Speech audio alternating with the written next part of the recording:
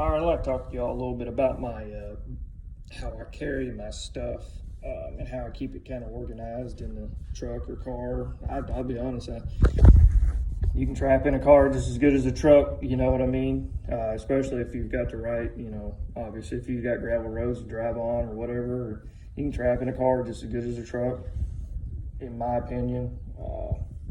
That's just kind of my thought on that. But anywho, the purpose of the video is to show you kind of how I carry my stuff when I go out, go to make sets and whatnot.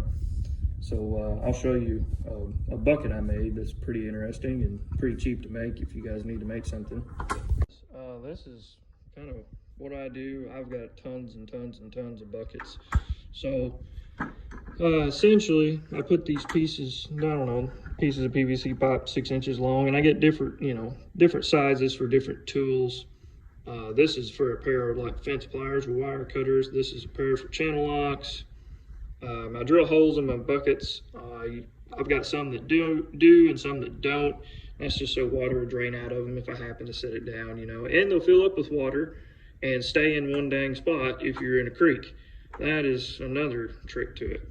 But essentially I just drill, you'll see, I just drill a few holes on the outside and run zip ties around them pipes, and they stay great. You got to pull them pretty tight, but they stay good.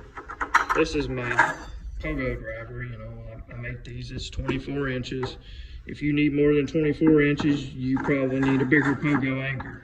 But I use 2-inch, and if you drive that bad boy down in there 24 inches, you're gonna have issues, getting it out. But it works good, it's cheap.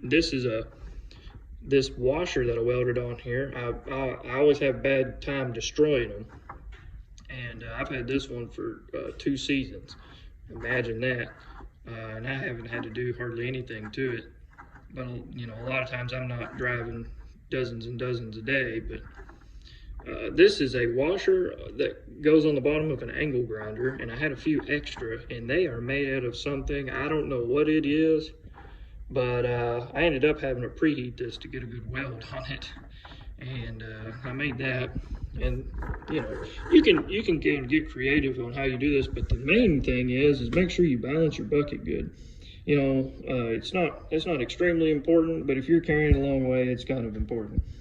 And if you stack enough weight in the bottom, it's not going to matter what's on the sides. It's going to stay straight up and down. But you'll see this one here hangs a little funny just because of the Conibear setters.